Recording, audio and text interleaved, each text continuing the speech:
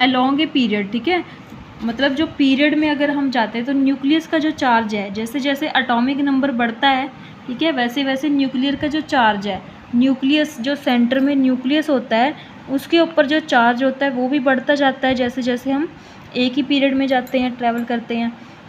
वो अगर इंक्रीज़ करेगा तो वो इलेक्ट्रॉन्स को अपनी तरफ ग्रेटर, मतलब उससे अट्रैक्शन से पुल करेगा, अपनी तरफ खींचेगा, अपनी तरफ अट्रैक्ट करेगा। अगर वो अपनी तरफ अट्रैक्ट कर रहा है तो साइज़ क्या कर रहा है, नीचे कॉन्ट्रैक्ट हो रहा है तो वो डिक्रीज़ करेगा साइज़। अब फॉर एग्जांपल नाइट्रोजन की बात करते हैं, ठीक है। अब केस हम लेते हैं ये वाला, नाइट्रोजन और ऑक्सीजन फ्लोरीन।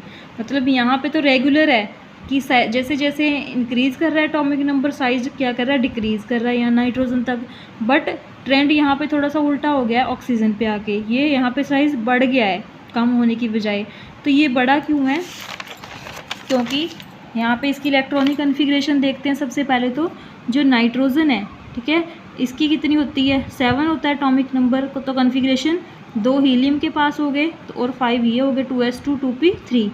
तो p ऑर्बिटल में 3 इलेक्ट्रॉन्स आ रहे हैं। अब ऑक्सीजन की बात करें, ठीक है, तो इसकी है, इसके पास 8 होते हैं, तो यहाँ पे 2 हीलियम के पास चले गए, 2s2 2p4 6 ये हो गए। तो p में कितने हैं, 4 आ गए हैं। अब एक ऑर्बिटल में 2 इलेक्ट्रॉन्स आ गए हैं, ठीक है। यहाँ पे तो सभी सिंगल सिंगल पड़े हैं, बट यहाँ पे एक ऑर्बिटल में 2 इलेक्ट्रॉन आ गए हैं। अब दोनों इलेक्ट्रॉन्स के ऊपर नेगेटिव चार्ज होता है, नेगेटिव नेगेटिव आपस में क्या करते हैं, रिपेल करेंगे एक दूसरे को, रिपल्शन होगी।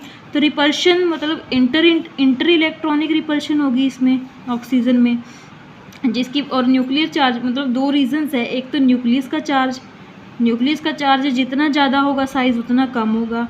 अब यहाँ पे दूसरा रीज़न क्या आ गया, इंटर इलेक्ट्रॉनिक रिपल्शन भी आ गई है। जो इंटर इलेक्ट्रॉनिक रिपल्शन है वो यहाँ पे ज़्यादा है as compare to nuclear charge, ठीक है, जिसकी वजह से साइज़ ऑक्सीजन का एकदम से बढ़ जाता है। होना तो कम चाहिए था, बट किसकी वजह से, रिपल्शन की वजह से साइज़ क्या हो रहा है, बढ़ रहा है। क्योंकि वो अगर एक दूसरे को रिपेल करेंगे तो एक तरह से फैलेंगे, वो एक्सपेंड करेंगे, जिनसे साइज़ बढ़ जाएगा। तो ये ऑक्सीजन के केस में। नेक्स्ट है फ्लोरीन। फ्लोरीन में क्या होगा, फ्लोरीन का साइज़ फिर डिक्रीज़ कर जाएगा, ठीक है। डिक्रीज़ क्यों करेगा, क्योंकि न्यूक्लियर का चार्ज यहाँ पे ज़्यादा हो जाएगा as compare to inter electronic repulsion. अब ये ट्रेंड है सारा, ठीक है। लिथियम का साइज़ क्या है, सबसे बड़ा है, फिर उससे कम beryllium, boron, carbon, nitrogen, oxygen. अब ऑक्सीजन का बड़ा है एज़ कम्पेयर टू फ्लोरीन से, क्यों बड़ा है, क्योंकि इसमें रिपल्शन हो रही है इस वजह से।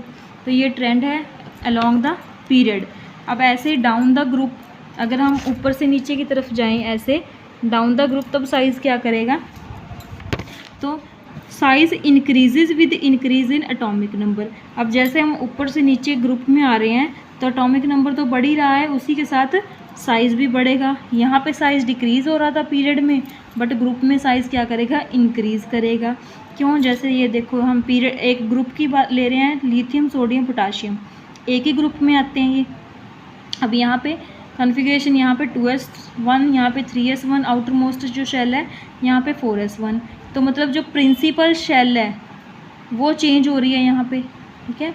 मतलब देखो यहाँ पे तो सिर्फ 2 थी, 1 और 2, ठीक है, 2 शेल्स हैं यहाँ पे 3 होगी और यहाँ पे 4 हो जाएंगी। तो अगर शेल्स बढ़ रही हैं तो साइज़ तो मतलब बढ़ेगा ही ऑलमोस्टली। यहाँ पे देखो 2 थे तो 2 का साइज़ कम है, अगर 3 शेल्स ले रहे हैं तो 3 का साइज़ तो ऑब्वियसली बढ़ेगा। तो इस वजह से साइज़ क्या करता है, इंक्रीज़ करता है, ठीक है। Size is increases due to introduction of new principal shell. मतलब नई नई शेल्स ऐड होती जा रही हैं। अगर हम 5 लेंगे तो 5 शेल्स आ जाएंगी, 6s लेंगे तो 6th शेल भी ऐड हो जाएगी। मतलब नई नई शेल्स ऐड हो रही हैं, जिसकी वजह से साइज़ क्या कर रहा है, इंक्रीज़ कर रहा है, ठीक है। नेक्स्ट है आइसो इलेक्ट्रॉनिक स्पीशीज़, बहुत इंपॉर्टेंट है ये भी। आइसो इलेक्ट्रॉनिक स्पीशीज़ क्या होती हैं, आइसो का मतलब होता है सेम, ठीक है। इलेक्ट्रॉनिक का मतलब होता है इलेक्ट्रॉन्स, जिसमें सेम नंबर ऑफ इलेक्ट्रॉन्स हों। 2 species which has same number of electrons. कैसे, अब जैसे sodium positive, magnesium 2 positive, aluminium 3 positive, oxygen 2 negative. अब इन सब की बात करें तो इनके पास सेम नंबर ऑफ इलेक्ट्रॉन्स हैं। कैसे, अब जहाँ पे पॉजिटिव हो वहाँ पे हमने माइनस करना है, और जहाँ पे माइनस होता है वहाँ पे हमने प्लस करना है। मतलब जहाँ पे प्लस है वहाँ पे उसने इलेक्ट्रॉन लूज़ किए हैं मतलब माइनस, जहाँ पे नेगेटिव है मतलब उसने इलेक्ट्रॉन गेन किए हैं, गेन करने का मतलब प्लस। अब सोडियम का वैसे तो 11 होता है एटॉमिक नंबर, 1 पॉजिटिव है तो 1 इलेक्ट्रॉन लूज़ करके इसके पास आ गए हैं 10।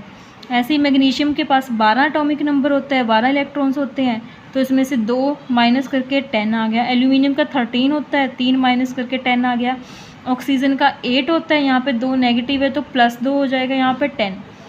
नाइट्रोजन का 7 होता है एटॉमिक नंबर, 3 माइनस मतलब 3 प्लस होंगे इसमें, ठीक है, 3 गेन किए हैं तो 10। तो सबके पास सेम नंबर ऑफ इलेक्ट्रॉन्स है, ठीक है। तो 4 आइसो इलेक्ट्रॉनिक स्पीशीज़, ठीक है, इनको हम बोलते हैं आइसो इलेक्ट्रॉनिक स्पीशीज़।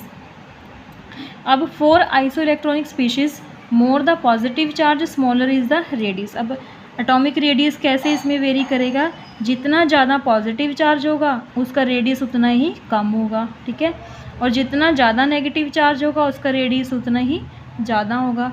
तो अगर हम इसी सीरीज़ की बात करें तो इनमें कैसे हम इनको इंक्रीजिंग ऑर्डर में लिखेंगे, तो सबसे कम किसका होगा, पॉजिटिव, जिसके बाद ज़्यादा पॉजिटिव होगा। तो ज़्यादा पॉजिटिव किसके पास है, एल्यूमिनियम के पास, तो 3 पॉजिटिव का साइज़ सबसे कम है, उसके बाद 2 पॉजिटिव का, उसके बाद 1 पॉजिटिव, उसके बाद 2 नेगेटिव का, और उसके बाद सबसे ज़्यादा साइज़ किसका है, जिसके पास ज़्यादा नेगेटिव है। ज़्यादा नेगेटिव किसके पास है, नाइट्रोजन के पास। तो इस तरीके से हम इनको देखेंगे, ठीक है। ट्रेंड आपने ज़रूर करना है, इंपॉर्टेंट है। अगर कुछ भी समझने में दिक्कत आ रही है, फर्स्ट टाइम में तो दिक्कत आएगी बच्चे, आपको प्रॉब्लम आएगी थोड़ी सी समझने में, क्योंकि बिल्कुल नया सा कंसेप्ट है। 1 या 2 बार अगर इसको रिवाइज़ करोगे, ठीक है, अगर फिर भी नहीं पता लग रहा तो आप एक बार और मैं इस चीज़ की वीडियो बना सकती हूँ, या पर्सनली आके स्कूल में या कहीं पे भी मुझसे समझ सकते हो। तो ज़्यादा इसको आपने समझना है अच्छे से। तो आज के लिए तो सिर्फ इतना ही। Thank you so much.